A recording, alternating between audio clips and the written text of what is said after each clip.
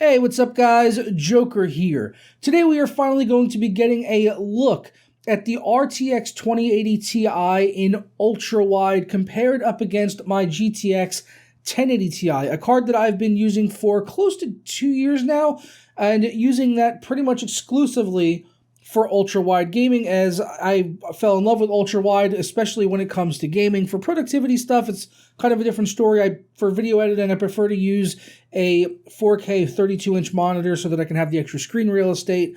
But for just general use of the desktop and gaming, ultra-wide kind of fits the bill for me, and I like having the extra screen, the extra information, I guess you could say, on the screen when I am gaming, especially as someone that plays a lot of first-person shooters. It gives you just more information so that you can possibly even have an advantage over your competitors in games. So that's kind of why I prefer to use ultra-wide for games. Let me know why you like to do it down in the comments below.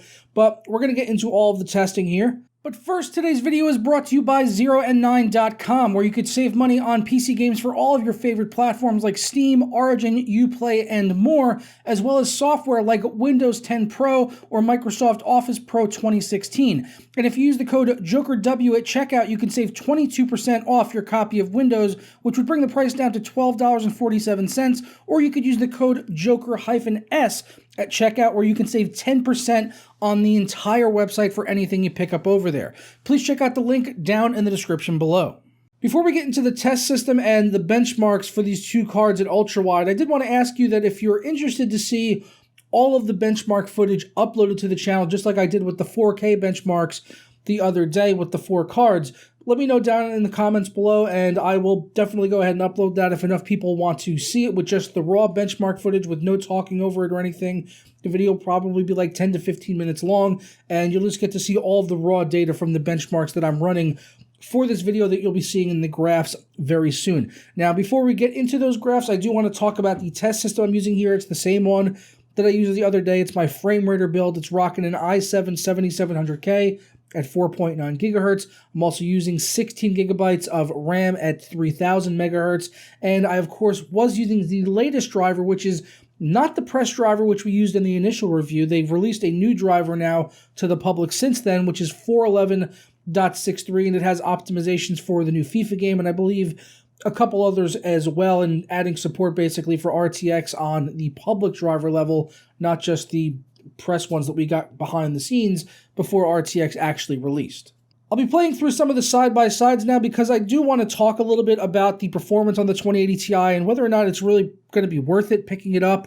Obviously, if you're on a 1080 Ti, you probably already know the answer to that, and the answer is very likely no, because as I said, I've been using a 1080 Ti for well over a year now and gaming at ultra-wide, and there's only been one game that stands out in my mind for me not being able to just completely max out to the hilt, and I'm not just talking about anti-aliasing on top of that, but I just mean ultra settings basically, which is what I used for all of my benchmarks. And that one game was Ghost Recon Wildlands, which is just it's insanely taxing and also probably a little bit unoptimized from Ubisoft. While most of their other games have been pretty well optimized in recent years, they've gotten a lot better about things. But Ghost Recon Wildlands, that game is just really tough to run. As you'll see in the side-by-side, it ended up only averaging 60 FPS on the 2080 Ti, which means there was definitely dips down below 60. If you're getting an average of 60, you're definitely getting below 60 on that. So that was really the only game here that, even like I said, on the 2080 Ti, but definitely on the 1080 Ti as well, struggles with that. But I can also tell you from playing that game for probably 30 hours or so that I could easily get that game running at ultra-wide at like 70 to 90 FPS if I just dropped down shadows to medium and left everything else in the game maxed out. It was just pretty much that one option. So keep in mind that the tests we're running here are done at ultra settings, and of course if you're on a 1080 Ti or thinking about maybe now picking up a used one or a refurbished one or just a lower price one, considering the fact that they are basically RTX 2080s without RT and tensor cores, then that definitely could be the way to go for you. But as I said, I can tell you from using a 1080 Ti, there has seldom been a game that I have not been able to play at ultra settings and getting well over 60 frames per second, especially for the types of games that I play. Like Rainbow Six Siege runs like an absolute dream on the 1080 Ti, and I'm just using a Founders Edition. I don't even have it overclocked. I just increased the power limit slider all the way to the right, just like I did for this testing here. So yeah, that card can definitely still handle ultra wide. It's not really struggling, just yet. Even like Shadow the Tomb Raider just came out. That game is pretty darn taxing. Maybe you might want to lower down like screen space reflections in that game because those are particularly taxing in that one. But I guess, you could make the argument as well that there's going to be a lot of new games coming out in the future that outside of just ray tracing, they could be more taxing, and we'll just have to wait and see when that time comes. But like Battlefield 5, I played that extensively, and it performs pretty much identically to Battlefield 1, which you'll be seeing in the graphs here. So I'm really not too concerned about any future titles coming out this year, but you never know what could come down the pipe later on next year in 2019, 2020. If you want, a little bit more headroom, a little bit more longevity in a card, the 2080 Ti guys can have a case made for it. But you also have to consider that it's like 70% more in price than the 1080 Ti. So we'll go ahead and throw up the graphs here now where you can see I am, as I said before, I'm running at ultra settings, 3440 by 1440. This is the average FPS, and then we'll get into the 1% lows. And as I also said, the cards were not overclocked. I just increased the power limit slider all the way to the right in EVGA Precision X and go ahead and let the benchmarks run, or in some cases where I'm actually walking through the level, I do that as well. And you can see, backing up what I was basically saying before, is that Ghost Recon Wildlands was the only game that is just insanely taxing, only averaging 60 FPS on the 2080 Ti, while the 1080 Ti got an average of 49 FPS. There are a couple other titles on the 1080 Ti that were just around 60 FPS average, those being Assassin's Creed Origins and Shadow of the Tomb Raider in DirectX 12. So if they're averaging around 63, 64 FPS, you can be sure they're going to be drops down below 60. But the 2080 Ti definitely kind of, takes care of that, as in AC Origin got an average of 78. Shadow of the Tomb Raider got an average of 86, just completely manhandling that game.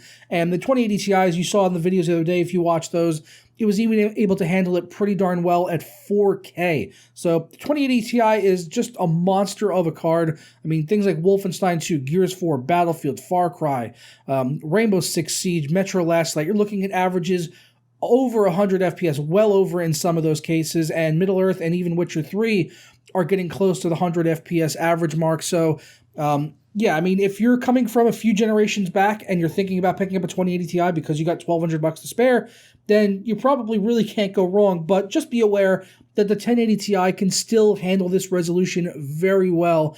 And I would still consider the 2080 Ti in most instances to really be a 4K graphics card. And we'll go ahead and throw up the 1% lows now, so you can go ahead and take a look at those and see what maybe you can be looking at on, kind of the low side.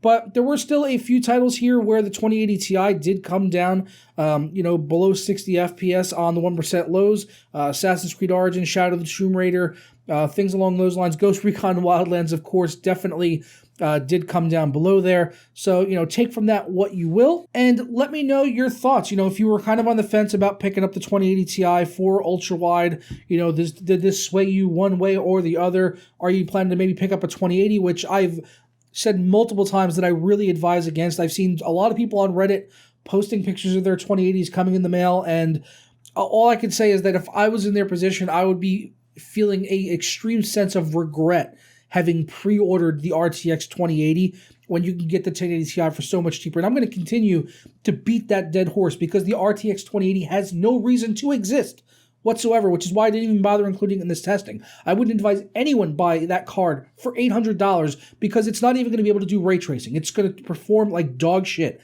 when it comes to ray tracing. Unless you want to take screenshots with NVIDIA Ansel, don't buy a 2080. Get a used 1080 Ti or even a new 1080 Ti for cheaper, okay? Do not buy the RTX 2080. If you want to buy the 2080 Ti, it's going to be up to you whether or not you think it's worth it, but at least it's giving, performance over the previous generation. Some would argue it's not enough. Some people say it's a lot.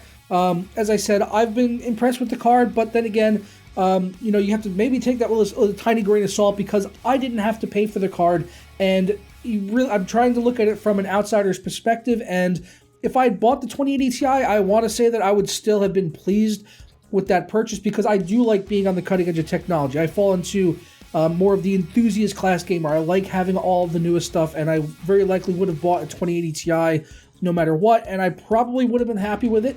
But, you know, $1,200, not many people have that much money to go ahead and throw at a graphics card. I mean, when you look on Steam charts for Titan XP stuff, they don't even show up in, like, the top 100 cards used. It's not even close to being in there.